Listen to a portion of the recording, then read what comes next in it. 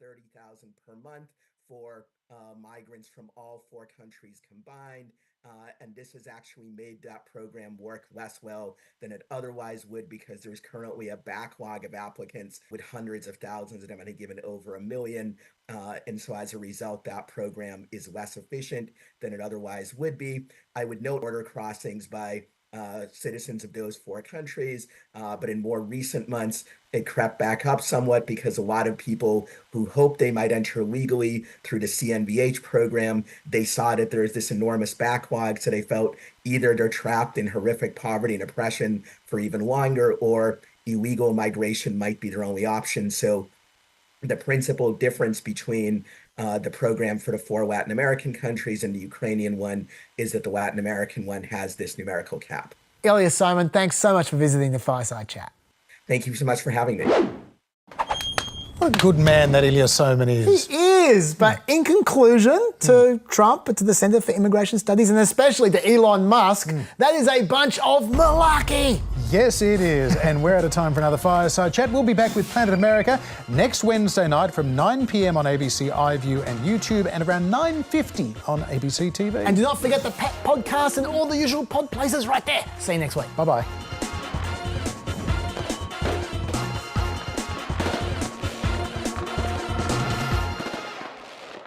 This is an historic day. Prime Minister told Parliament that Today, Indigenous voters in South Australia head to the polls in the state's first ever Voice to Parliament election.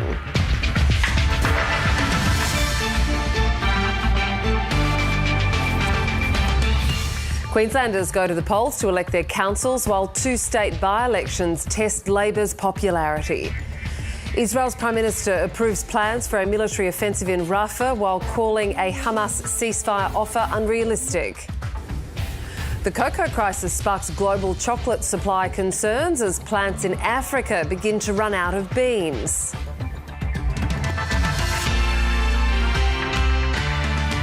Hello, welcome to ABC News. I'm Catherine Robinson. Voting is underway for South Australia's First Nations Voice to Parliament, with about 30,000 Aboriginal and Torres Strait Islander voters eligible to take part. Reporter James Wakeland joins us now from outside a booth in Elizabeth in Adelaide's north. Hi there, James. What can you tell us about South Australia's Voice? Well, the South Australian Government is describing today as an historic day. This is the first voice of its type to be set up in Australia. It's quite different to what was proposed last year in the failed federal voice. Constitutional change involved, and there's certainly not all voters can be involved as well. About 30,000 Aboriginal and Torres Strait Islander voters are expected to be able to take part. Now they're voting for 46 representatives in 6 different regions.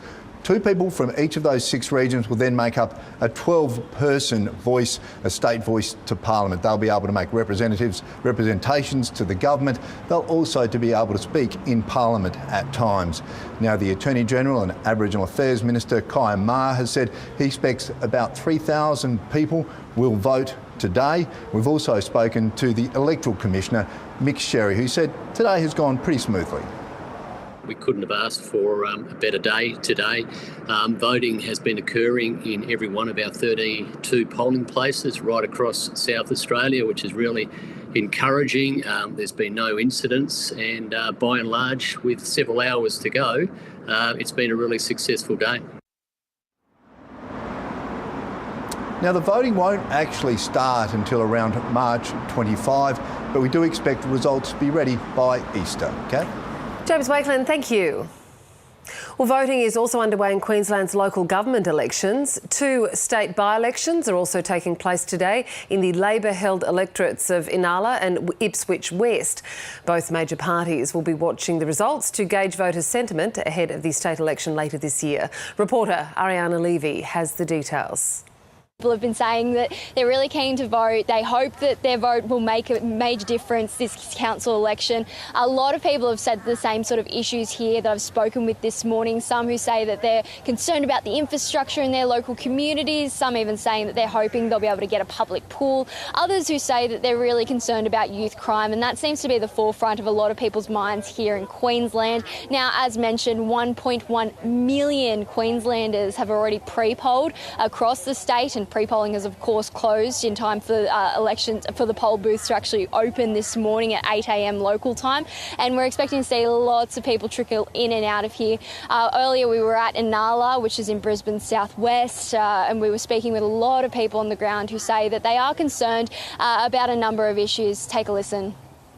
This community gets stereotyped a lot. It is a great community. It's very multicultural.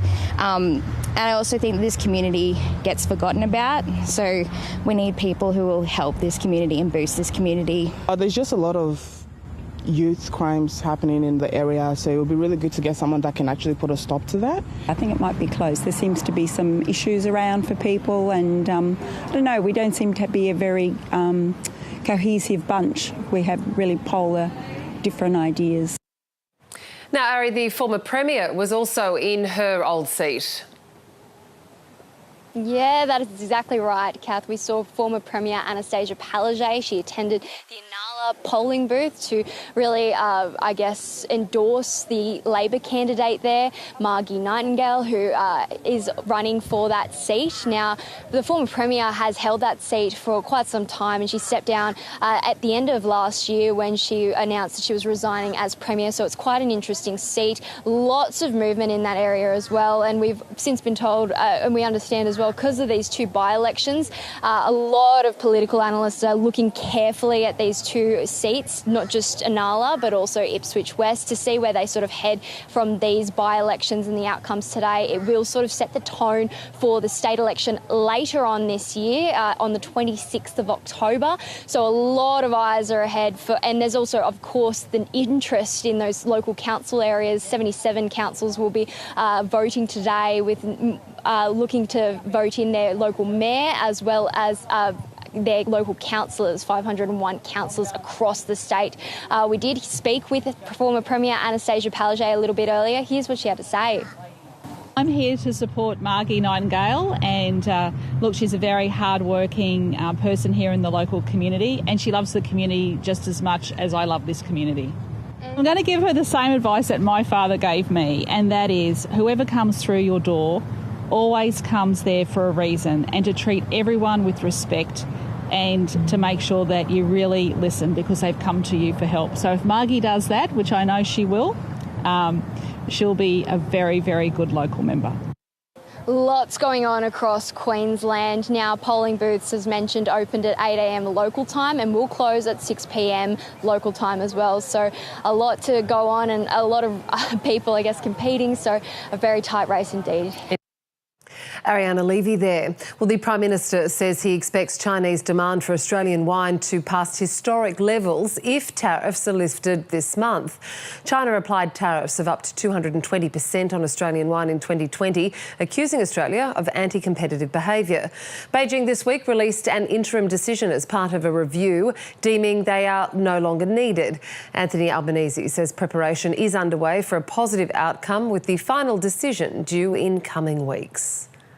I expect that not only will it reach the levels of $1.1 billion in value, it will top that. I think there has been a build-up. Israel has approved plans for a military operation in Rafah in the midst of ceasefire discussions with Hamas. Prime Minister Benjamin Netanyahu made the decision after a meeting with his war cabinet in an attempt to put further pressure on Hamas. Any attack on the city of Rafah is likely to cause significant civilian casualties and worsen an already acute humanitarian crisis across the territory. I think the consequences of a ground operation in Rafah in the current circumstances would be catastrophic for the people of Gaza, for the Palestinians. It would be catastrophic for the humanitarian situation. It would be catastrophic all around. Yeah, that's a good question. If we knew that answer, we'd all be getting very rich. The problem really is, at the moment in Africa, is climate change. So we've had the two biggest producing countries being impacted by climate change, and therefore now the production's down by 30%. That's not something you can fix overnight. And we're looking at this as being a very structural problem, because the climate change isn't going to get better any quicker. There is also issues then with rainfall and the, I guess, more infections of the plants and so forth. And at the end of the day, the farmers who are now getting much older, they don't seem to have their succession plans in, because the kids who are on the farms watching their parents don't necessarily want to work on cocoa farms where they see that their parents have not been getting paid the right kind of money for the cocoa. So farmer poverty is actually a big issue here too, and it's one of the issues that we're trying to rectify. John Dumay there joining us a little earlier. Well, Australia has some of the most famous beaches in the world, but most of them aren't accessible to everyone. As the World Adaptive Surf Championships arrive in Byron Bay, the spotlight is now on the facilities available for people living with disabilities. Many have accused councils of only taking a tokenistic approach and are calling for reforms. It's hard to imagine why someone wouldn't like such an idyllic setting. But the beach makes some people feel locked out of life. If you're at a beach that's not accessible and you're stuck in the footpath watching everyone else have a good time, it can make a person with a disability feel very disabled. Australia has nearly 12,000 beaches, but only 150 have some form of access for people with a disability. And even then, often there aren't options for everyone. Some councils are really proactive. Other councils have a very tokenistic approach. That's very much like that with Bondi Beach. They've got beach matting and beach wheelchairs, but it's not easily accessible. The World Adaptive Surf Championship is being held at Byron Bay. Surfer Dave Monk says there's room for improvement there. The only reason we surf here, and it is accessible, is because there's a boat ramp. It's not like the council did anything to make it accessible. Puerto Rican competitor Alini Medina is visually impaired. An accessible beach for me is just not to have so many rocks in the shore and to have an easy entry. And for wheelchairs, I think a ramp's good so we don't have to go over stairs and stuff. One beach getting it right is on the coast of Adelaide. Henley Beach, in my opinion, is one of the most accessible beaches in Australia. It's well equipped with beach wheelchairs, ramps, disabled toilets and beach mats. 1 in 5 Australians identify as living with a disability. And with the country's rapidly growing ageing population, there's more need than ever for accessible beaches. All right. On land, you can see our physical disabilities and stuff, but we get in the ocean, you can't see it. It just frees the mind. You know, you can relax out there because no one knows that you've got a disability. A feeling not everyone has access to. Eloise Farrow-Smith, ABC News. Tourism authorities in far north Queensland have taken a $280 million hit in the months after a catastrophic flooding event. Cyclone Jasper caused widespread flooding across the region in December, and occupancy rates are still subdued ahead of the normally busy Easter holiday period. This is the only way in and out of one of the world's most popular tourist destinations. Flooding caused by Cyclone Jasper in December created a 50cc News Port Douglas, Queensland. We are still, by a country mile, one of the most beautiful parts of the world and one of the most unique parts of Australia. Port Douglas locals say it's a long time since it's been this quiet in town. I don't mind it, but I cry for all the people, all the shops. International tourists happy they made the trip north. We just thought we had to come, and I think if you're helping out the tourism here, that's, it's a really good thing. A tropical paradise up for grabs. Christy Sexton McGrath, ABC News, Port Douglas. Now to sport with Chloe Hart.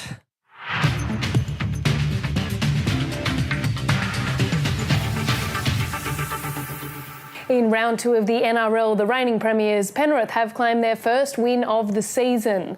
The Panthers beat Parramatta 26 points to 18 at Penrith Stadium. The Eels led 18-16 early in the second Premier League final in India. Perry also took a wicket in the Player of the Match performance as the Challengers successfully defended their total of 6 for 135 runs. Mumbai could only manage 6 for 130 in reply. Perry will face off against Meg Lanning's Delhi Capitals in the final on Monday morning. I think we're just ecstatic to get the opportunity to play in the final now. To win a title match like that and defend it a relatively low total was just awesome, and really nice to see how excited the girls are. I thought, we kept it pretty calm in the end there, and there were some awesome performances by the spinners especially to finish the game out. So, good night for us.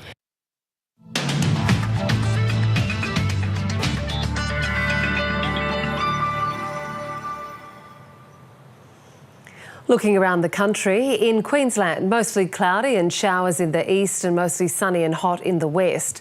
To New South Wales and the ACT, showers in the northeast with cool to mild temperatures and mild to warm in the west. For Victoria, mostly sunny and warm in the west, cool to mild in the southeast.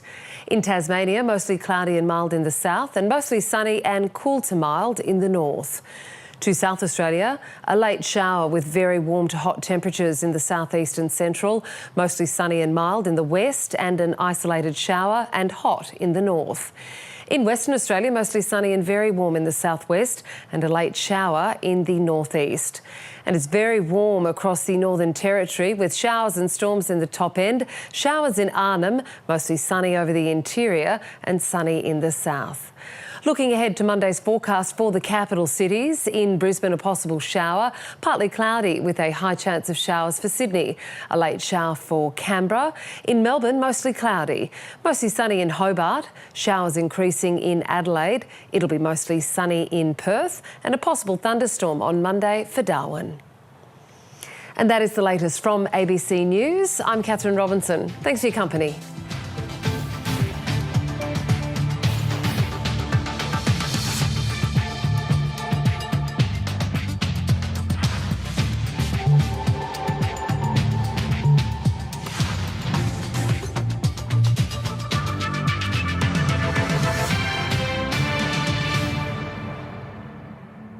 Get your footy fix live and ad-free with the ABC Listen app. Game, set, bingo! AFL, NRL, men's and women's. Straight through the middle. Whatever footy you're after, we've got you covered. Bang!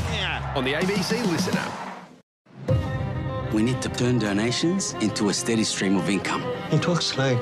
I do Dickens in my show, and I do it very well. I'm sure you do. So, speaking of your show, best of luck with Oh Miriam, the show and the tour across Australia. Miriam Margolyes, it's been a delight. Thank you very much for coming in on News Breakfast. I've loved being here. Thank you so much. Stick around. You like this next story, I promise. Yes. Okay, Emma, take it away. Okay, so 20 years after it happened the very first time, visitors on the Ghan train from Adelaide to Darwin have been treated to a full moon, but not the kind you would expect. And a warning for those eating their breakfast, this story contains some minor nudity, as our reporter Connor Cartwright saw firsthand.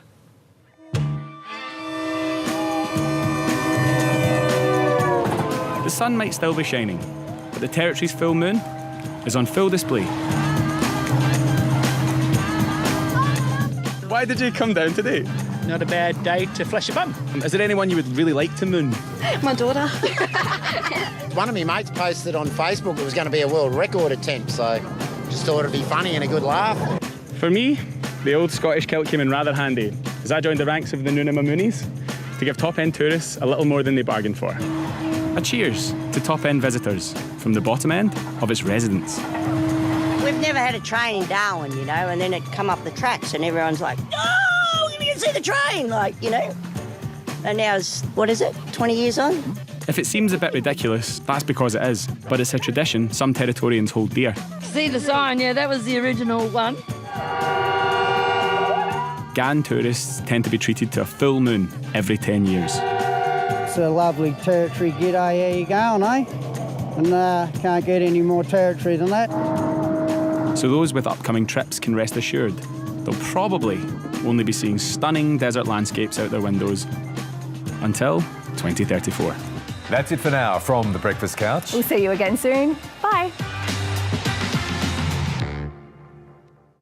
Every issue raises questions. How do we avoid? What is your plan? Will you consider What long-term policy? Shouldn't the government crackdown of vaping? I did use ChatGPT to write this question. And there's one place where you can find the answers. Bring young people into discussions. Your standard of living, it's gone down. We have a real problem here. This has been raised at the highest levels. Join Patricia Carvelis and complete your Monday night. Whoa, this panel's getting feisty. Q&A, Monday 9:35.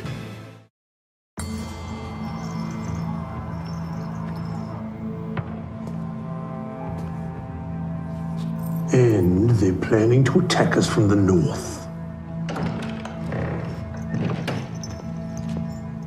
What is wrong? I don't feel like jesting today.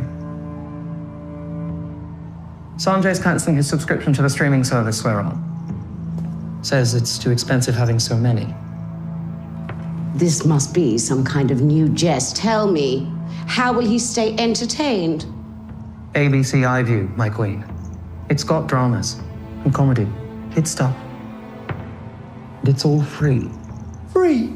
And ad-free, too. You are the worst jester ever. Yeah, Catherine. I know.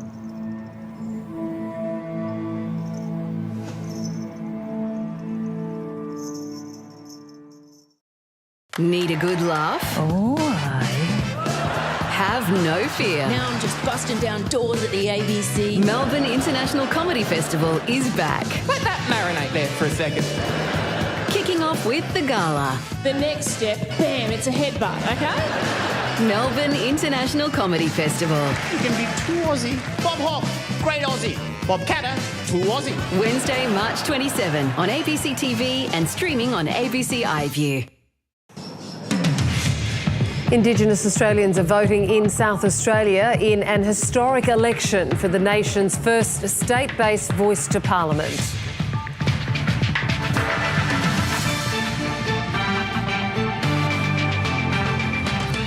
Queenslanders go to the polls to elect their councils while two state by-elections test Labor's popularity. Israel's Prime Minister approves plans for a military offensive in Rafah while calling a Hamas ceasefire offer unrealistic. And councils accused of taking a tokenistic approach to beach accessibility as the World Adaptive Surf Championships arrive in Byron Bay.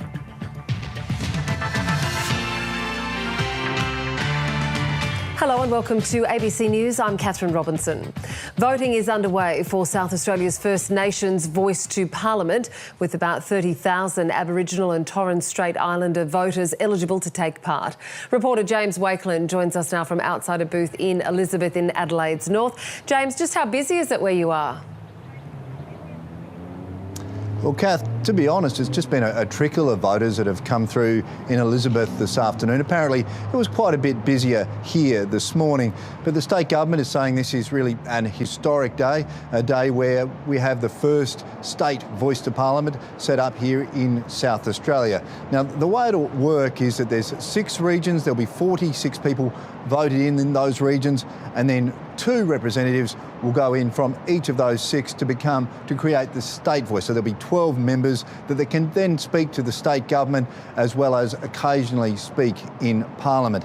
Now, we did speak to the Attorney General and Aboriginal Affairs Minister early today, Kyan Ma. He was downplaying the amount of people that might turn up. He was thinking there was perhaps about 3,000 voters that might be involved. That's only about 10% of those that are eligible. And we did speak to some voters that were a little bit concerned about just how many people were told about this and about the information that the state government had put out. But other voters were just positive about the fact that they will have some say in their local state parliament.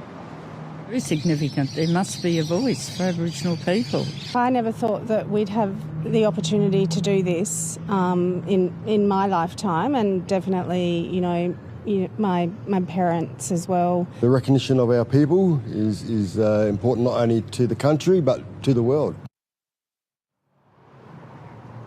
Now, the actual voting won't actually start until March 25, but people will find out before Easter who their elected representatives are. James Wakeland, thank you. Voting is also underway in Queensland's local government elections. 2 state by-elections are also being held today at Inala and Ipswich West. Both major parties will be watching results of the by-election to gauge voters' sentiment ahead of the Queensland state election later this year. Reporter Ariana Levy has the details. People have been saying that they're really keen to vote. They hope that their vote will make a major difference this council election. A lot of people have said the same sort of issues here that I've spoken with this morning. Some who say that they're concerned about that they're really concerned about youth crime, and that seems to be the forefront of a lot of people's minds here in Queensland. Now, as mentioned, 1.1 million Queenslanders have already pre-polled across the state, and pre-polling is of course closed in time for elections, for the poll booths to actually open this morning at 8 a.m. local time, and we're expecting to see lots of people trickle in and out of here. Earlier we were at Inala, which is in Brisbane's southwest, and we were speaking with a lot of people on the ground who say that they are concerned about a number of issues. Take a listen. This community gets stereotyped a lot. It is a great community. It's very while en route to Australia.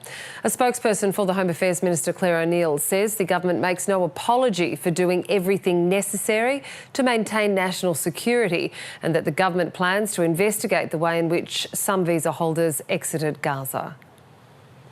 There have been arrests in Russia during the first day of voting in the country's presidential election. Vladimir Putin is seeking another 6 years in office in an election that is widely seen as rigged. Europe correspondent Steve Kinane. Willis had shown a tremendous lapse in judgment and described her testimony as unprofessional. The judge also found there were reasonable questions about whether Ms. Willis and Mr. Wade had testified untruthfully about the timing of their relationship. When did your romantic relationship with Ms. Willis begin? 2022. When in 2022? Early 2022. The judge said either Nathan Wade or Fani Willis had to step aside in order for the case to continue. Hours later, Nathan Wade announced his resignation. The legal wrangling in Georgia has effectively paused the case there, and the timing of all the criminal trials Donald Trump is facing is now in doubt. The former president's tactic of running out the clock appears to be working. I think if you're a betting person, you would probably want to bet that this is going to happen later than happen sooner. Later than November could suit Donald Trump just fine. Barbara Miller, ABC News. Former US Vice President Mike Pence says he won't be endorsing his former boss Donald Trump for US President. Pence dropped out of the 2024 presidential campaign last year amid bad poll numbers. In an interview with Fox News, he said his decision shouldn't come as a surprise. Donald Trump is pursuing and articulating an agenda that is at odds with the conservative agenda that we governed on during our 4 years. And that's why I cannot, in good conscience, endorse Donald Trump. Australia has some of the most famous beaches in the world, but most of them aren't accessible to everyone.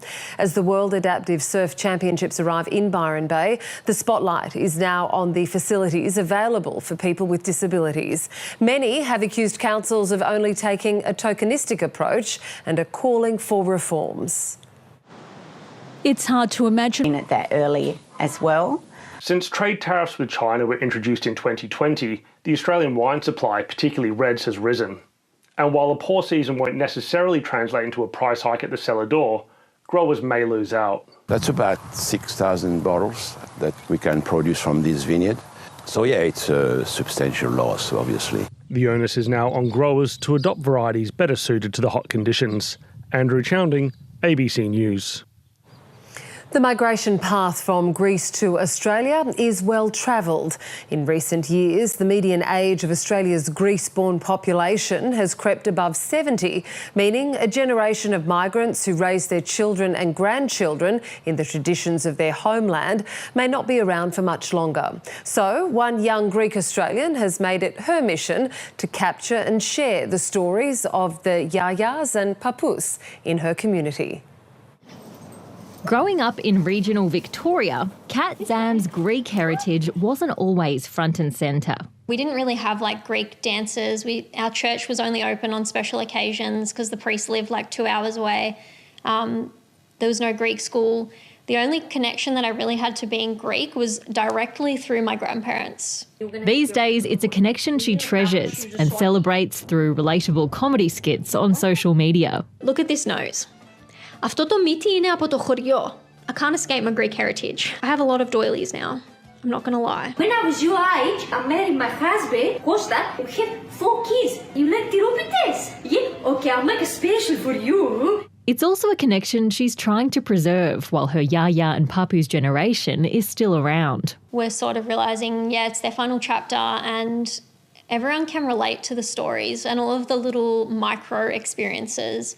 If anyone has a Yaya or Papu that would like to be a part of my project, please DM me. In her social media mini-series, Greek Diaspora Stories, Kat documents anecdotes from lives uprooted and replanted in Australian soil. Παίζαμε σε μπέντες, παίζαμε αρκετά χρόνια εδώ στην Αυστραλία και στην Ελλάδα. Πήγαινα μαζί με το Σαντούρι στα σχολεία.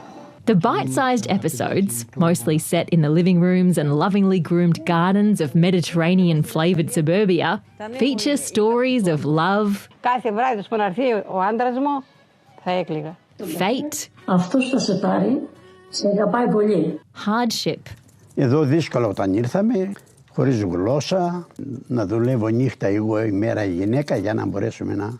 and gratitude. Ήρθα εδώ στην Αυστραλία, πέρασα καλά, έκανα ωραία οικογένεια. I feel like everyone I've met has been so sweet and so open and warm towards me. Like, people have asked me, is it hard to get them to open up? But I feel like just being inquisitive, they just open up straight away. They don't hold back. Και μέρθησα για πρώτη φορά στη ζωή μου. Και λέω, τι ήθελα εγώ και τον άφηνα και έφυγε. Alongside the doily-laden nostalgia and admiration, Kat has been grappling with the conservatism that accompanies her heritage. Much of her social media content explores the strange, funny and sometimes isolating experience of being Greek and queer. No, we're not going to have a cup of tea. I'm going to make you a Greek-style coffee, okay? Especially in the last 3 months, I've made a lot of friends who are the same as me, and we're sort of building our own community around being Greek and queer outside of that kind of conservative aspect of being Greek. We're having a queer Greek Cypriot party. It's been challenging and very isolating for a long time, but I feel like it's definitely gotten a lot easier. The communities Kat's helping to build, both online and offline, are shaping what it means to be Greek Australian in more progressive times.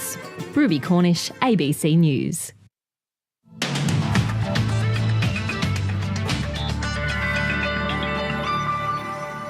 Looking around the country, in Queensland, mostly cloudy and showers in the east and mostly sunny and hot in the west.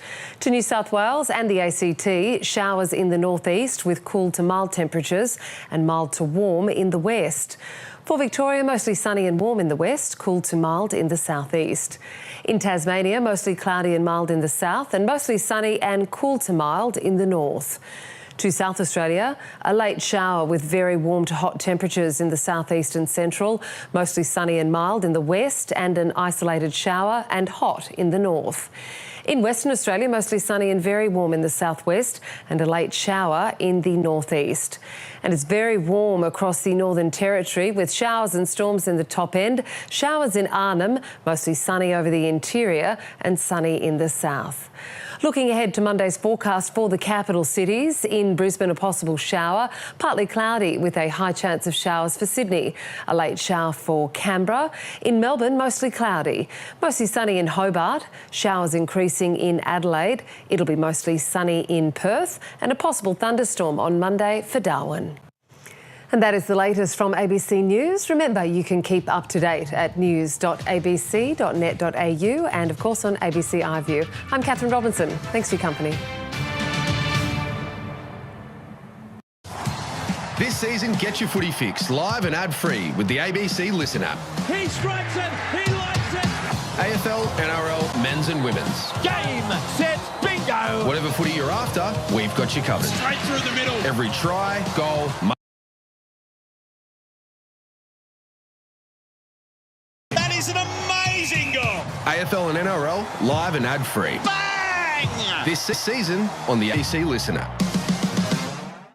This week on News Breakfast, the stars are out. Jack Black is here with the new Kung Fu Panda, and so is Oscar winner Olivia Colman. And if that's not enough, we'll catch up with Paul Rudd, Kristen Wiig and comedy legend Carol Burnett. You won't want to miss it.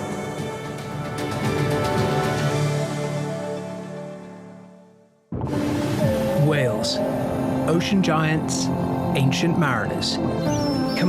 With Steve Backshall, Tuesday at 9, or stream the full series on ABC iView.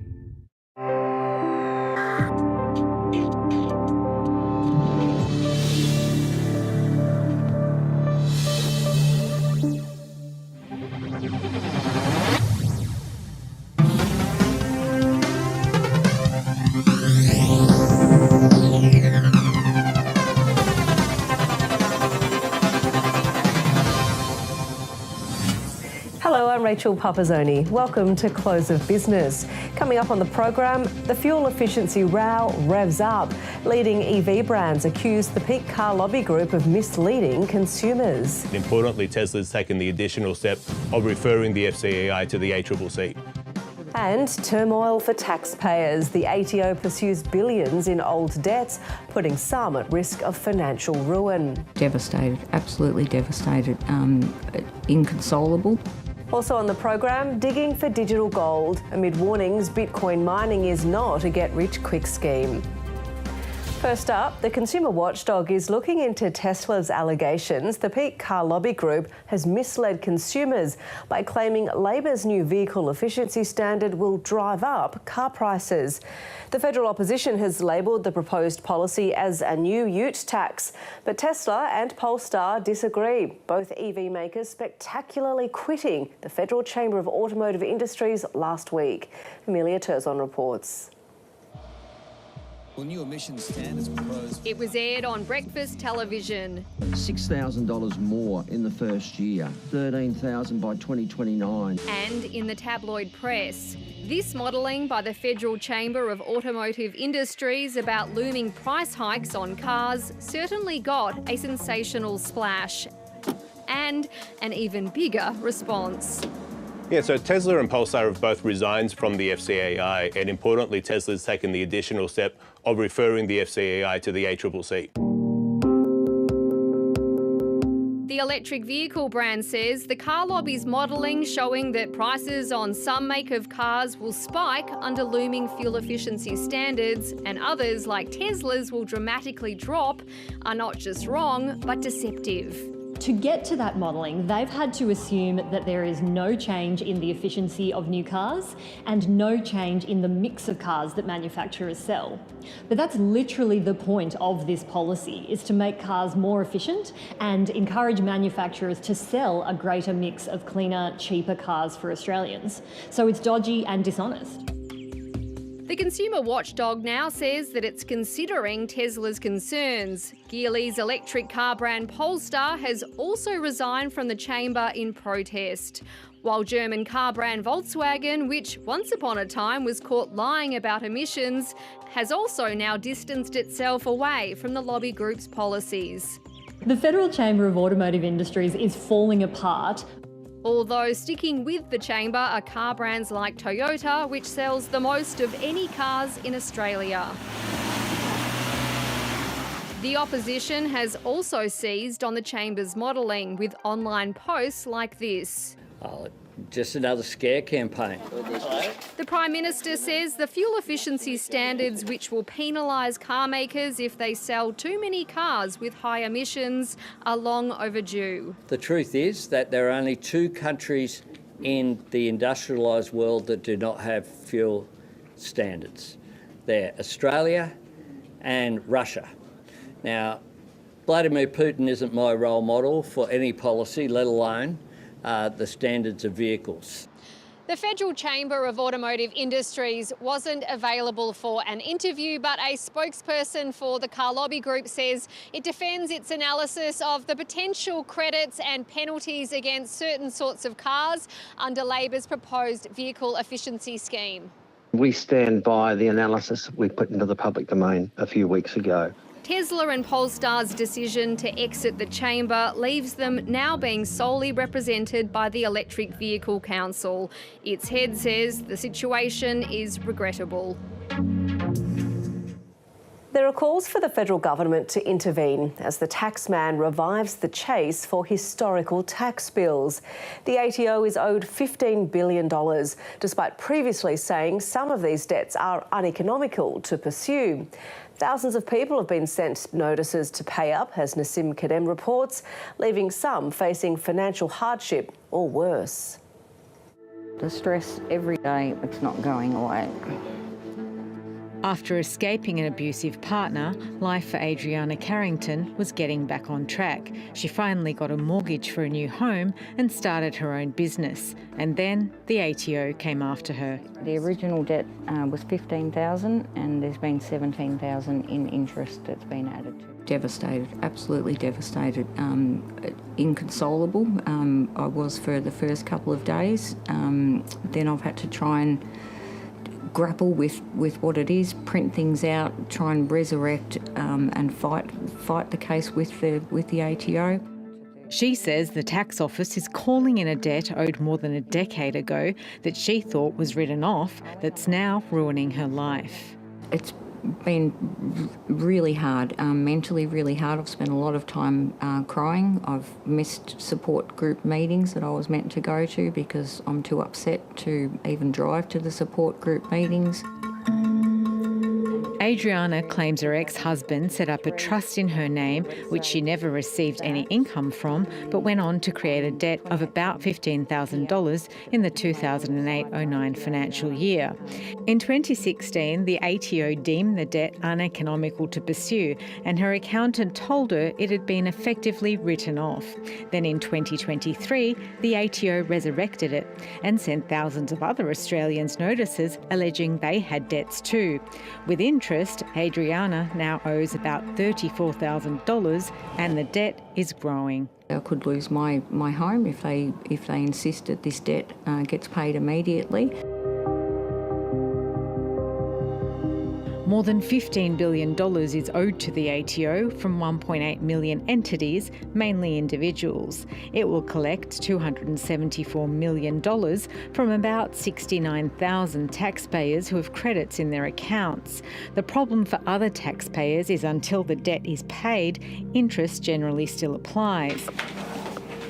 Independent MP Andrew Wilkie wants the federal government to step in. There's more than a whiff of robo-debt. You know, where a debt, particularly if it's a small debt, where it is literally lost in history and the taxpayer doesn't know the basis for it, the accountant can't get to the bottom of it and get a good explanation, then surely there must be a point at which the ATO has failed to do its job and the money is lost to it.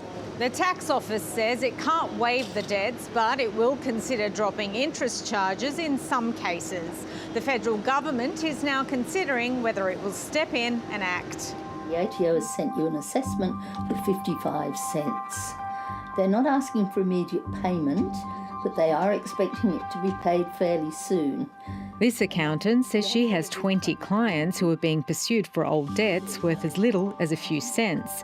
One has since died. She says the law needs to be changed so small debts can be waived. If they had a way of saying, well, look, if the debt's under $5, $10, whatever it is, we won't try and recover it. I mean, it looks really embarrassing when an organisation like the ATO tries to recover 55 cents. She didn't even know that there were tax debts in her name. The founding director of this tax and business advisory clinic also wants the law change. Anne K.S. Kumar says they've worked with the ATO to clear similar debts for 10 clients. The sense of anxiety and fear and helplessness is quite profound. When it comes to economic stability, particularly in the broader context of a post-pandemic cost of living crisis, it can have a tipping point effect on clients. A tipping point now facing many other Australians. The former RBA Governor Philip Lowe has taken his first steps beyond a 4-decade career at the central bank. In May, Dr Lowe will succeed former New South Wales Premier Mike Baird as the chairman of the philanthropic investment firm Future Generation Australia. While no longer the face of monetary policy, he told the business, despite markets pricing in cuts from later this year, another rate rise can't be ruled out. Well, the RBA's forecast is that inflation comes down and then by, I think, mid-26 it's back to the midpoint of the target range. I think that's a credible forecast, and it's important that inflation comes back to target over the next couple of years. I think it's entirely possible, but we need to make sure that happens, and the RBA just reminded us last month that there's still two-way risk on interest rates. The job may well be done, but it's possible it may not be, and we need to be prepared for uncertainty and hope things work out for the best, but we don't know that. While the timing of the rate cut here remains uncertain, in the US, predictions for the first cut have been pushed back to June after a hotter than expected inflation reading this week. All eyes are on the US Fed when it meets next week, with a decision that could move markets. Economist at Bank of America Securities, Michael Gapin, who's also a former US Federal Reserve Section Chief and economist at the IMF, says the inflation battle isn't over yet. We've come a long way, but we can't quite declare victory yet. And I think that's very fair. And I think the recent inflation prints in the US are indeed a reminder of that the process to 2% inflation outcomes in the US may not be a steady one. It was for a while, but we've hit a bump in the road recently. And I think that justifies the Fed's caution that it put into markets around January. Does the latest US number show the economy there is growing again? Is there a risk? No, there is a risk. I do think that February, the data that came in February, I do think pushed back against the narrative that the US economy is re-accelerating. There was this issue that the data around the end of the year was quite strong, but we think some of that was statistical noise around the difficulty in seasonally adjusting the economy because of all the changes in spending and hiring patterns from COVID. So we expected the growth rate of the economy to slow coming into the first quarter. The February data seemed to confirm that. But the economy is growing still roughly at 2% overall, if not a little bit faster. So it's still a fairly solid rate of growth for the US economy. And I do think that the risk to the inflation outlook is to the upside. Now, our outlook for inflation this year is that inflation would fall, but we've been in the camp that says we think it'll fall more slowly and be more sticky. So where does this, in your view, put the first cut from the US Fed? We're still of the view that that first cut can happen in June. There are still 2 more inflation reports in front of us, 2 more employment reports. And I think if those are well behaved, suggesting the bounce in January and February is indeed a bump in the road and not a turn in inflation, then the Fed can still cut beginning in June. But obviously it's now a much closer call than we thought just a few weeks ago. It's a pretty different narrative to where things were late last year, when many had thought the cuts could start as early as next week's meeting, right? That's exactly right. We had this period of 6 to 9 months where the data flow in the US was nearly perfect. And it was giving a consistent message of an economy that could grow faster while the peak unemployment rate stayed near 5-decade lows, but inflation could come down rapidly. Now that kind of clean, unambiguously clear signal has gotten muddied again, because normally the data is a little mixed and you have to dig underneath the hood and see what's happening. So yes, it's meant that expectations about how quickly inflation would come down have changed, and therefore expectations of how early the Fed cut have changed as well. Once they start cutting, do you think it'll be an aggressive cycle? That's it's a great question, and we have more confidence on the pace than we do the timing of the start. In a world where growth is pretty good and the labor market is fairly tight, you want to follow inflation down, and if we think inflation will decelerate slowly, you would want to move slowly. So we think the right pace will be cutting every other meeting or once a quarter. And then, as you mentioned, the other question is, well, where do they end? And our view is they would end somewhere between 3 and 3.25%, so call it roughly around 3%. But the Fed wouldn't get there until, say, the middle of 2026. Michael, you've had some strong jobs numbers in the US, as well as data pointing to a resilient American household. But at the same time, commercial property data, particularly in major cities like New York, show that office occupancy levels remain low. Is data like that cause for concern? It is a cause for concern. So expected losses or troubles in commercial real estate have been part of the narrative of the US economy now for 3 to 4 years. And as you mentioned, the return to office rates have still left occupancy well below pre-COVID norms. The question we have to ask from the seat and the position that I'm in as head of US economics research is it systemic? Does it rise to the level where the solvency of the banking system gets called into question? Therefore, that would change the outlook dramatically, the outlook for growth, lending, and Fed policy dramatically. Our view is that, yes, it is a problem and it's a drag on the economy, and it is part of the factor in slowing down loan growth overall, but we don't think it's a systemic issue for the macroeconomy. So it's a headwind, but not like a gale force winds. Michael Gapin, thank you. Thank you for having me on. Bitcoin continues to hover close to record highs, giving new hope to crypto miners keen to make their operations profitable. Even Australia's largest miner, Iron, made a loss of more than $250 million last financial year. With the surge in price, it's hoping to turn that around, but skeptics warn the bubble could still burst. Here's Amelia Terzon again. Inside this facility, the race is on to win the world's most famous cryptocurrency before supply dwindles. Bitcoin mining is very simple. Every 10 minutes, the Bitcoin protocol generates a random number. And essentially, all these computers around the world use trial and error brute force to guess that random number. The first computer to do so wins Bitcoin. The Australian-owned company has 5 operations in the US and Canada. Its computers claimed more than 300 Bitcoin in February. It's a really exciting time for us. The price has obviously gone up 4 times in the last 15 months. Russell Williams is also celebrating Bitcoin's revival. We're super excited on the way forward. The oil and gas worker and his colleague Andy bonded at work over their love of Bitcoin mining. They decided to move the computers out of their living rooms and into shipping containers in outback Australia. So Andy and I put our heads together and said, hey, let's do this. Let's build our first farm. I think it saved both our marriages.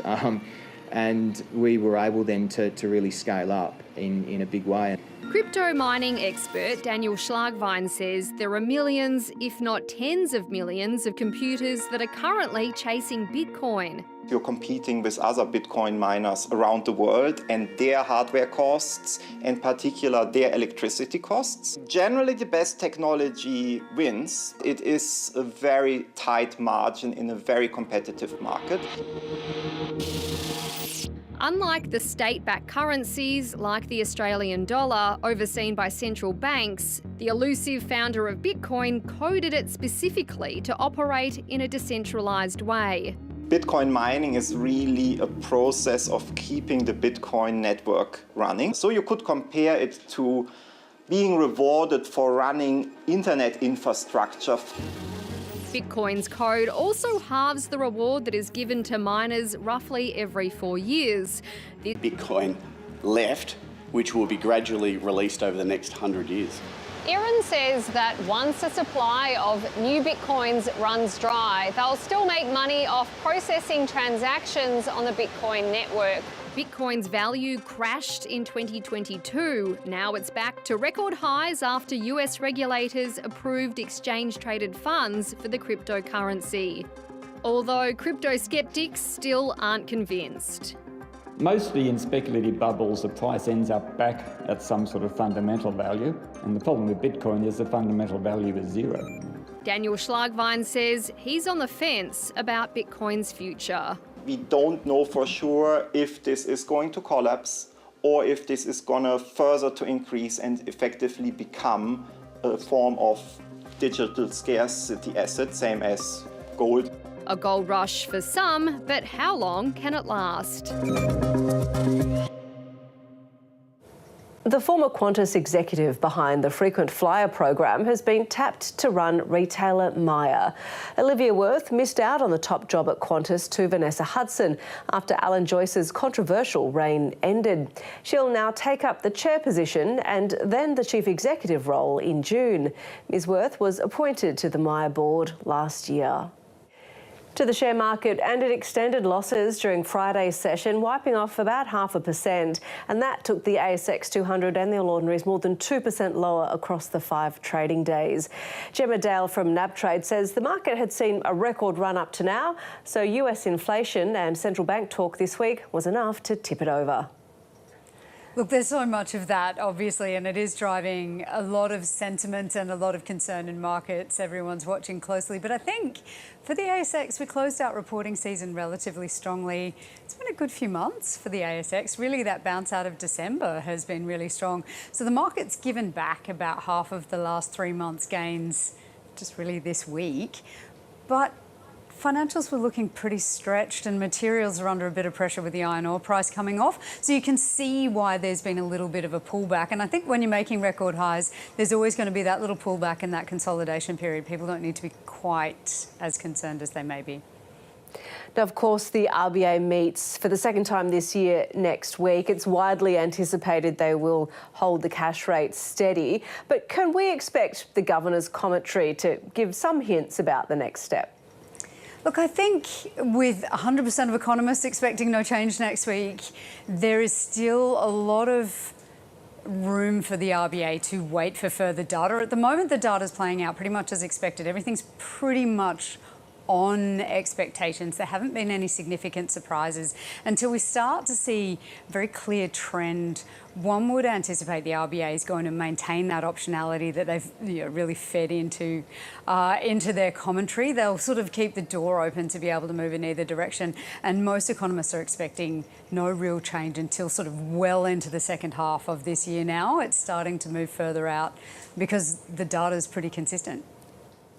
You mentioned reporting season. Of course, the fruits of that in terms of dividends are starting to be paid out now to investors.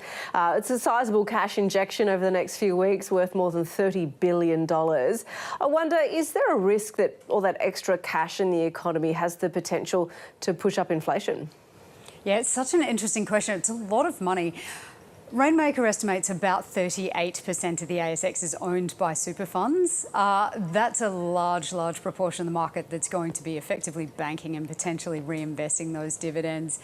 When I look at our investors, the really big dividend takers are older, more mature Australians who have big portfolios that they invest for yield. They spend it, but they have that higher propensity to save as well. They are under much less pressure with rising expenses at the moment than younger people who are paying rent and so on. So I don't think we would anticipate huge amounts of money flowing back into the economy from this. A lot of people bank it and probably wait for a chance to invest, really. Any rate decision next week could be influenced by weakening activity in China. We're obviously, as you mentioned, already starting to see some of that weakness with our biggest trading partner when it comes to the iron ore price. Where do you see that heading? Yeah, this is such a tricky one, and we've been following this so closely for a couple of years now. The grand reopening we were hoping for from China just has not materialised, and so many investors and in the economy more broadly were hoping for something much stronger than we've seen.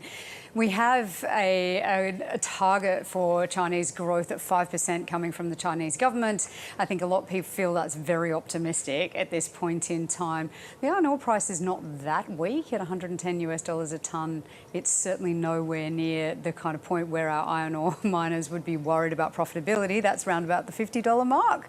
So yes, there's concern about weakness, but so far Australia's sort of done fairly well off the back of performance in China, even if it's not as strong as we'd like it to be. Gemma Dow, thanks so much for your time. Thanks so much for having me. The embattled consultancy firm PwC has announced it's axing nearly 400 jobs as part of its restructure to cut costs. The firm says it'll lose 329 jobs and nearly 40 partners will be accelerating their retirement. The company has backed away from government contracts after last year's tax leak scandal and says it's looking to run a simplified, more efficient and centre-led business. Artificial intelligence is tipped to add more than $100 billion yearly to the economy, but it comes at a cost. Clerks and media workers are some of the jobs at risk, but hands-on roles like doctors and locksmiths are harder to replace. LinkedIn says as firms adopt the technology, upskilling is the key to future-proof the workforce. Chief Economist Karen Kimbrough sat down with business reporter David Chow. As generative AI comes on board and starts to change how we work, we're going to see some occupations that get augmented and others are going to be disrupted, and then there's a few that are going to be insulated. So like a good example of that I always give is the idea that the locksmith, the physical therapist, the nurse, the doctor, these are all roles that are likely to be somewhat insulated from generative AI. The flip side is there are roles that are going to be disrupted. We often see things like librarian, legal clerk. These are roles where you can imagine that a lot of the tasks could be performed by generative AI if it comes to summarizing data. So there's a range of outcomes. If AI adoption doesn't result in mass job losses, do you think there's a possibility it could depress wages? So skills over time that are required to do your job are evolving. If you don't evolve, then yeah, it could push down your wages. But what's more likely to happen is that you're going to become more productive if you do evolve. If you learn to develop an AI fluency, getting used to using tools like Copilot or ChatGPT, that's going to make you more productive. And we do know, as economists, that productivity generally tends to result in higher wages. So actually, I would say it's the opposite.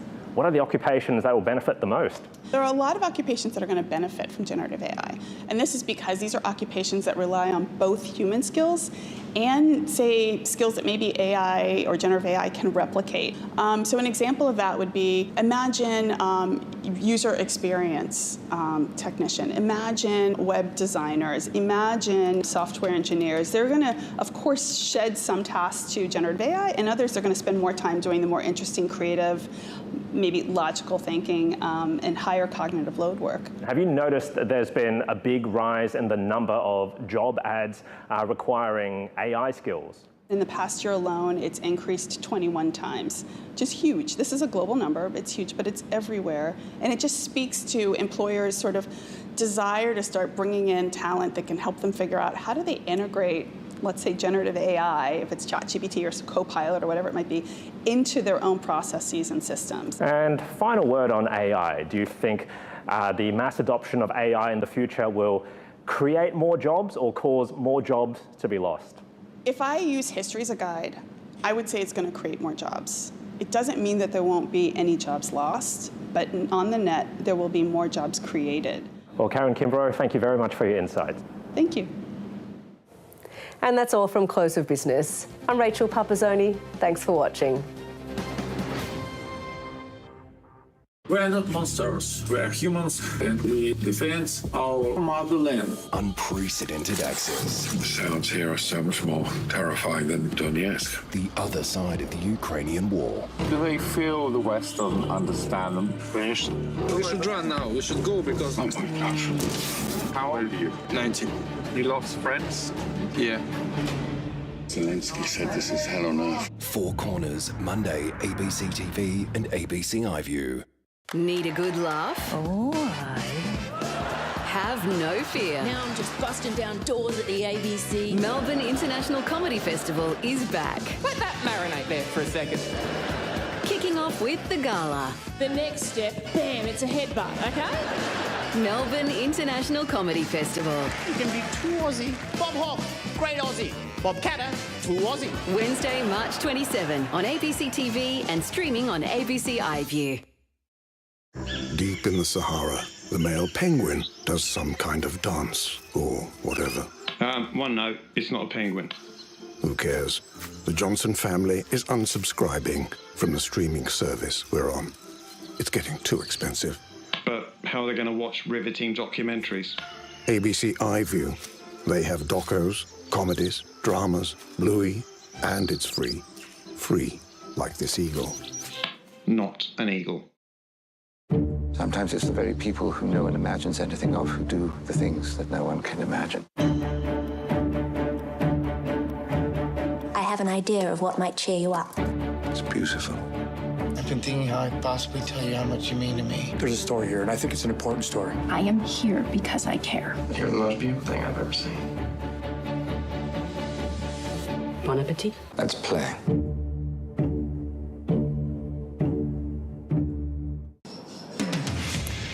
Today, Indigenous voters in South Australia head to the polls in the state's Voice to Parliament election.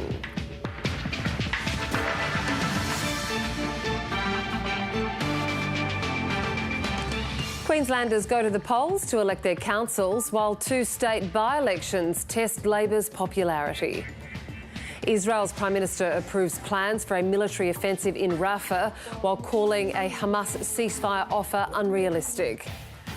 The cocoa crisis sparks global chocolate supply concern as plants in Africa begin to run out of beans. Hello and welcome to ABC News. I'm Catherine Robinson. 4 months after Australians rejected a federal voice to Parliament, South Australian First Nations people have voted in the country's first state-based voice election. The SA government expects thousands of Aboriginal and Torres Strait Islanders have cast their ballot. Reporter Evelyn Leckie filed this report from a polling booth at Dupang Pangari Festival in the Coorong region, southeast of Adelaide. From 10 a.m, we saw a steady stream of First Nations voters coming here to have their say and to vote for candidates they wanted to see represent them when it comes to advising the SA government. This First Nations festival was an easy way to draw in voters who were enjoying all the cultural activities that were on display this weekend. They will choose from 113 candidates to fill 46 positions across 6 regions in the state. We're in Region 4 at the moment. That covers South Australia's southeast and Riverland. So 14 candidates put up their hands to represent their communities. 7 of those will be elected. Many voters here were from across the state, so they were able to select their region by providing their address to the SA Electoral Commission. Here's what some of the festival goers had to say earlier. I just voted. You mob, get your vote in. It's voting day. Our ancestors have fought decades for us to have a voice, to have representation and to be able to participate in decisions that are made about us. This is a great way of being able to show people that we're natural-born leaders, and we have been for thousands and thousands of years. And I think it's about time that we take control of our own communities again. Counting votes, though, won't begin until March 25th to allow for the time for postal votes to be returned from remote communities. Voting is also underway in Queensland's local government elections. 2 state by-elections are also taking place today in the Labor-held electorates of Inala and Ipswich West. Both major parties will be watching the results to gauge voter sentiment ahead of the state election later this year. Reporter Ariana Levy has the details. People have been saying that they're really keen to vote. They hope that their vote will make a major difference this council election. A lot of people have said the same sort of issues here that I've spoken with this morning. Some who say that they're concerned about the infrastructure in their local communities. Some even saying that they're hoping they'll be able to get a public pool. Others who say that they're really concerned about youth crime, and that seems to be the forefront of a lot of people's minds here in Queensland. Now, as mentioned, 1.1 million Queenslanders have already pre-polled across the state, and pre-polling is of course closed in time for elections, for the poll booths to actually open this morning at 8 a.m. local time, and we're expecting to see lots of people trickle in and out of here. Earlier we were at Inala, which is in Brisbane's southwest, and we were speaking with a lot of people on the ground who say that they are concerned about a number of issues. Take a listen. This community gets stereotyped a lot. It is a great community. It's very multicultural. And I also has held that seat for quite some time, and she stepped down at the end of last year when she announced that she was resigning as Premier, so it's quite an interesting seat. Lots of movement in that area as well, and we've since been told, and we understand as well, because of these two by-elections, a lot of political analysts are looking carefully at these two seats, not just Inala but also Ipswich West, to see where they sort of head from these by-elections and the outcomes today. It will sort of set the tone for the state election later on this year, on the 26th of October. So a lot of eyes are ahead for, and there's also, of course, the interest in those local council areas. 77 councils will be voting today, with looking to vote in their local mayor as well as their local councillors, 501 councillors across the state. We did speak with former Premier Anastasia Palaszczuk a little bit earlier. Here's what she had to say. I'm here to support Margie Nightingale, and look, she's a very hard-working person here in the local community, and she loves the community just as much as I love this community. I'm going to give her the same advice that my father gave me, and that is, whoever comes through your door always comes there for a reason, and to treat everyone with respect and to make sure that you really listen because they've come to you for help. So if Margie does that, which I know she will, she'll be a very, very good local member. Lots going on across Queensland. Now, polling booths, as mentioned, opened at 8 a.m. local time and will close at 6 p.m. local time as well. So a lot to go on and a lot of people, I guess, competing. So a very tight race indeed. Ariana Levy there. Well, we're taking you now to Darwin, where emergency authorities are providing a cyclone update.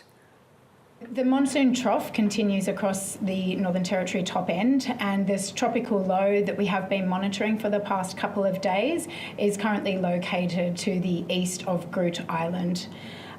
During the 24 hours till 2 p.m. this afternoon, Groot Island has had 430 millimetres of rain, and they are also experiencing damaging wind gusts around 110 kilometres per hour.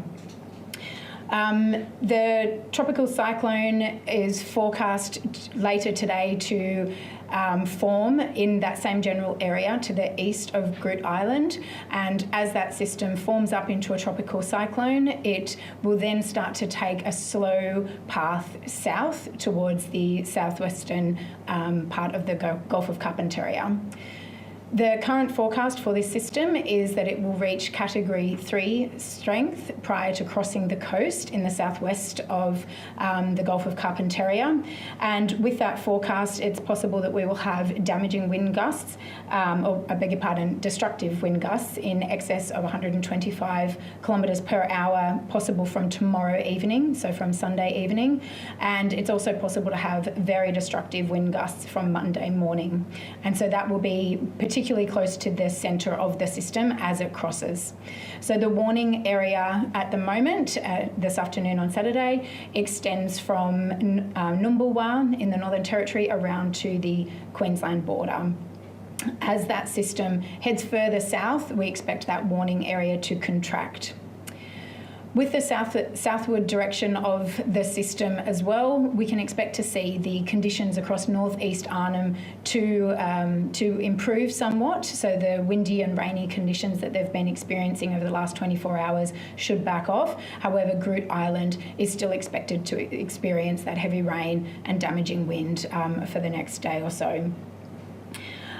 Storm tide is a concern with this system, and we do have a warning out for abnormally high tides. So we've already seen that during the high tide this morning, and can expect to have higher than average tides this afternoon, with that increasing over the next 24 to 48 hours as well.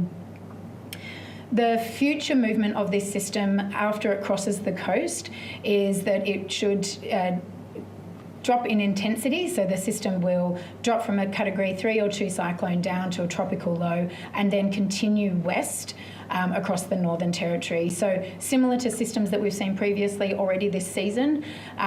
So whilst the wind risk will reduce as that system drops from a cyclone down to a tropical low, that heavy rainfall, those rainfall totals that we've already been seeing, that heavy rainfall risk will continue with the movement of this low.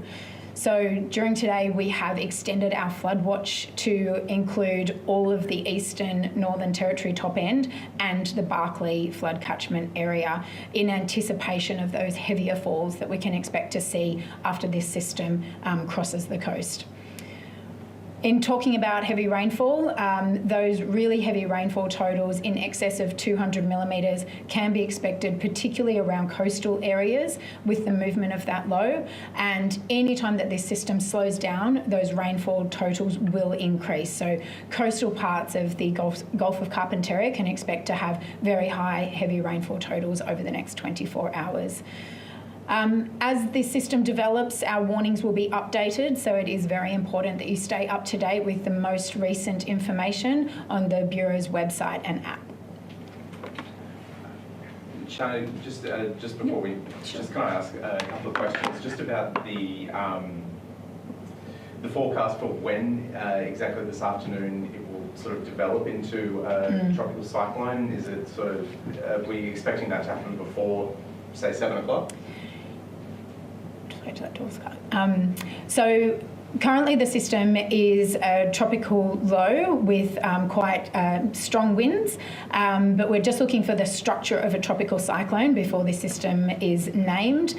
We do expect that this system will form into a tropical cyclone before the end of today, and at that time the system will be named Tropical Cyclone Megan.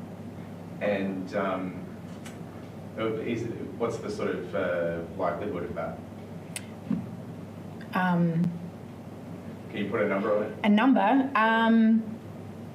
I mean, we've got, so there's a very high chance that this system will develop into a tropical cyclone before the end of today.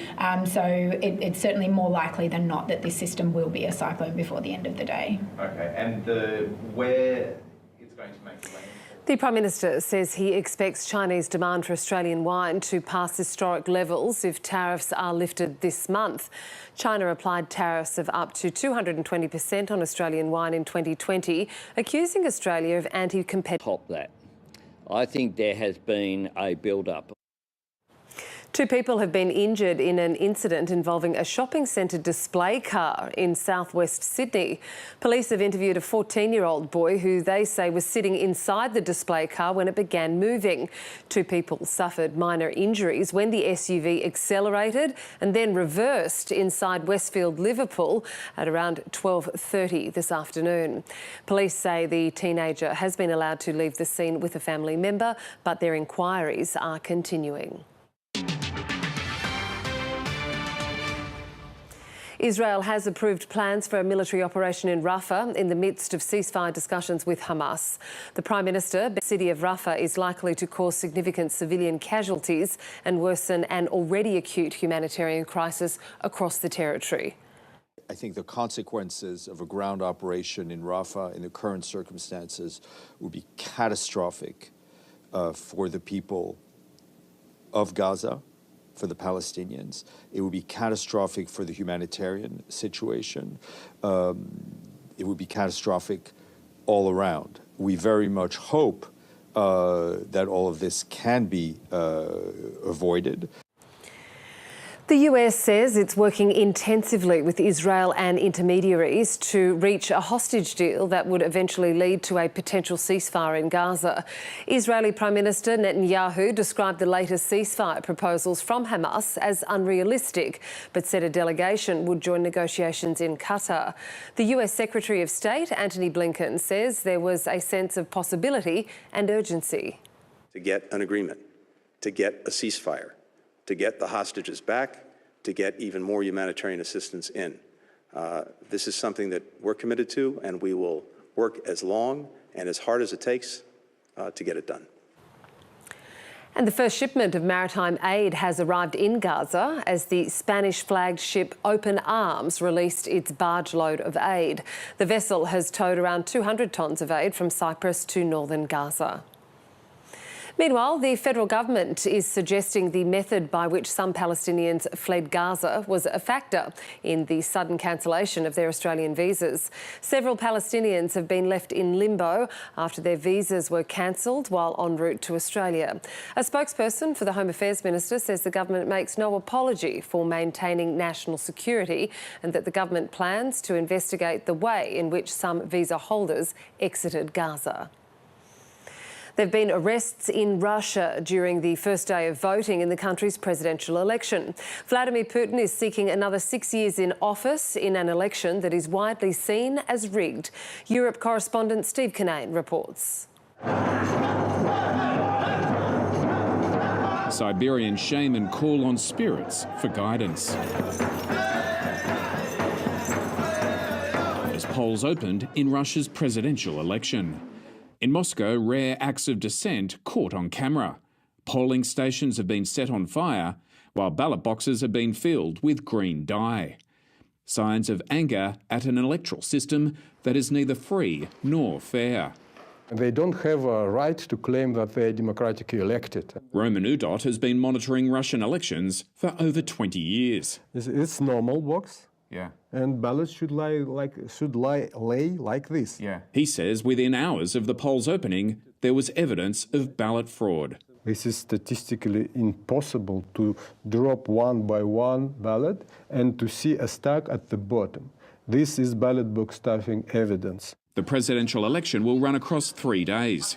Roman Udot says in previous elections, multi-day voting has led to ballot tampering at night. You see the safe with ballots?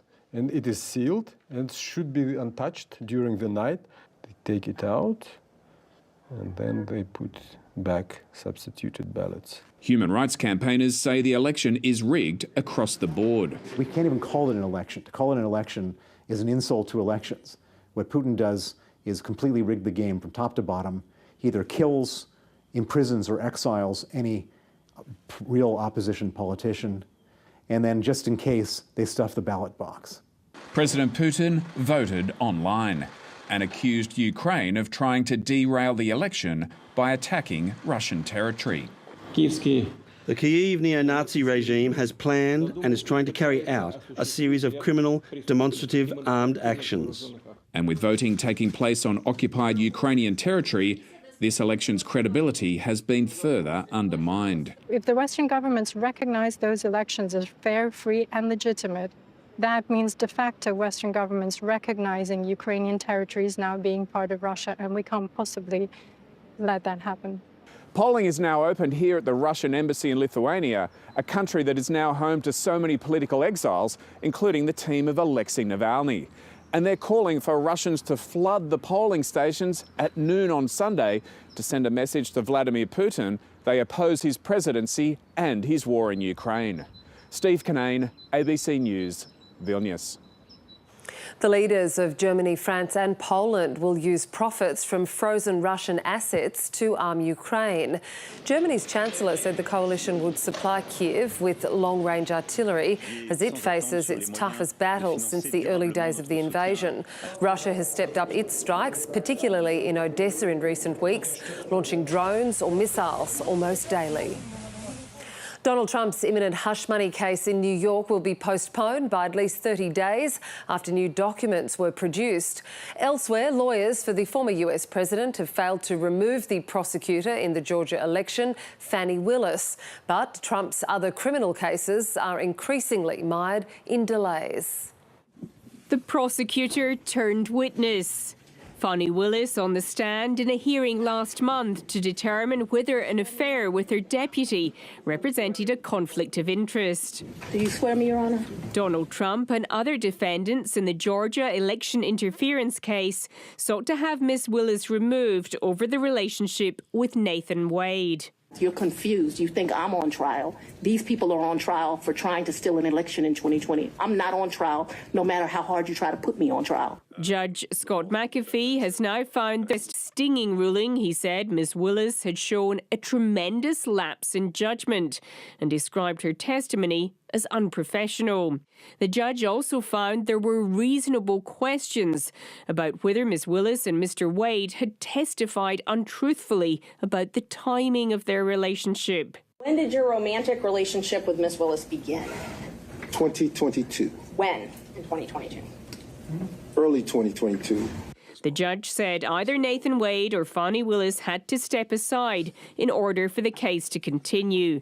Hours later, Nathan Wade announced his resignation. The legal wrangling in Georgia has effectively paused the case there, and the timing of all the criminal trials Donald Trump is facing is now in doubt. The former president's tactic of running out the clock appears to be working. I think if you're a betting person, you would probably want to bet that this is going to happen later than happen sooner. Later than November could suit Donald Trump just fine. Barbara Miller, ABC News. The soaring cost of cocoa beans is causing a global chocolate crisis just weeks out from Easter. Major African cocoa plants in Ivory Coast and Ghana have stopped or cut processing because they cannot afford to buy the beans, which could send chocolate prices around the globe skyrocketing. Professor of Accounting and Corporate Governance at Macquarie University, John Dumais, says climate change is behind the rise in costs. Cocoa is up tremendously. It used to trade around $2,300 a tonne. It's now trading over $8,000 a tonne. The main cause is a lack of supply. We have problems with climate change, El Nino, in the two big growing areas, which is the Ivory Coast and Ghana in West Africa. And they're also having some problems with pests and diseases. So production down about 30% over last year. OK, so what impact, more specifically, is this having on those major African processing plants you mentioned there in the Ivory Coast, as well as Ghana, which produce so much of the world's cocoa? I play a little bit of footy, so yeah, it was nice. American Wyndham Clark holds a 4-shot lead after round 2 of golf's unofficial 5th major, the Players' Championship. The US Open champion backed up his strong first round with 7 under 65, just one shy of the course record at TPC Sawgrass. Round 1 leader Rory McIlroy struggled, finishing with a 1 over 75. Jason Day is the best of the Australians, tied for 14th at 6 under.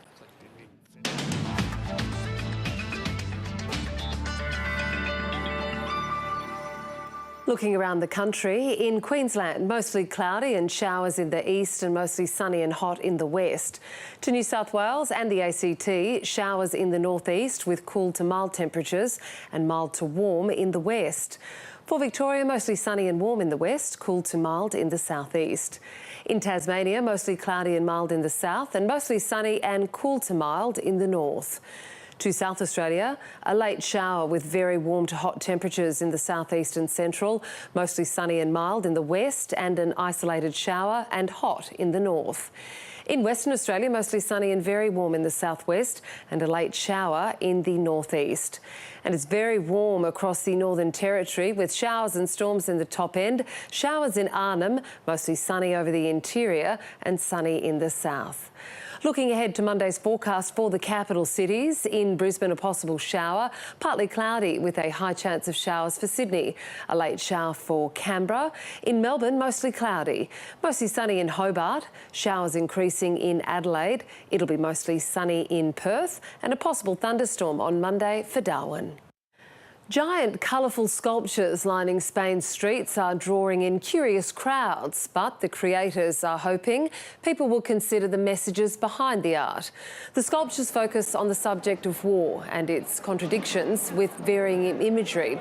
Months of painstaking work has gone into constructing the sculptures, made of wood, plaster and paper mache, and will be burned to the ground in an explosive finale. Well, wet weather in Germany hasn't deterred swimmers from visiting the season's first open-air pool.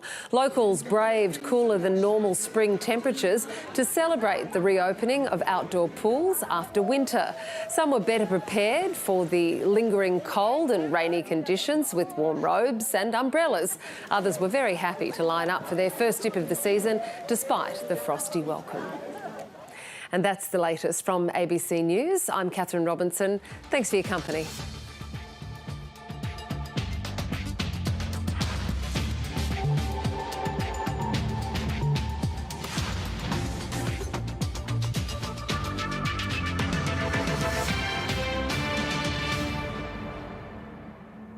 This week on News Breakfast, the stars are out. Jack Black is here with the new Kung Fu Panda, and so is Oscar winner Olivia Colman. And if that's not enough, we'll catch up with Paul Rudd, Kristen Wiig and comedy legend Carol Burnett. You won't want to miss it.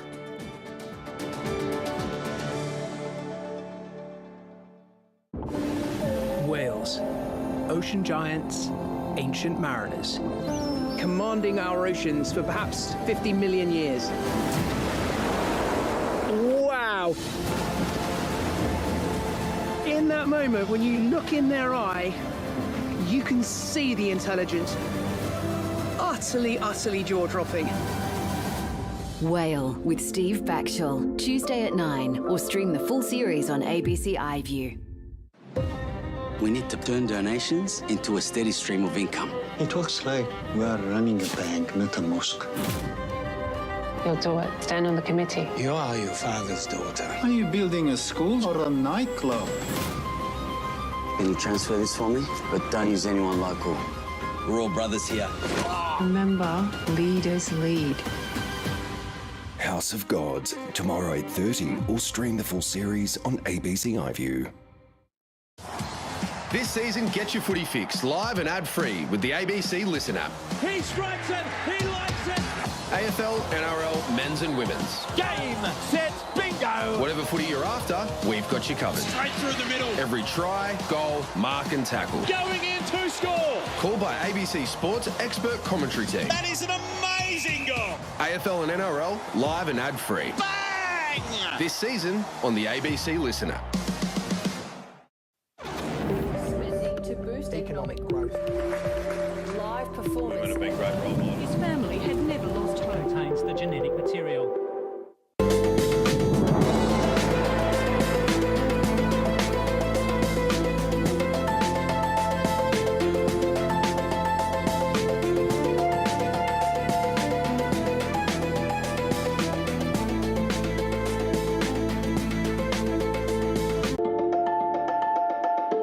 Says Catherine has apologised for causing confusion and taken responsibility for editing a family photograph. The picture sent the rumour mill into overdrive, with several news agencies pulling the photo because of digital manipulation.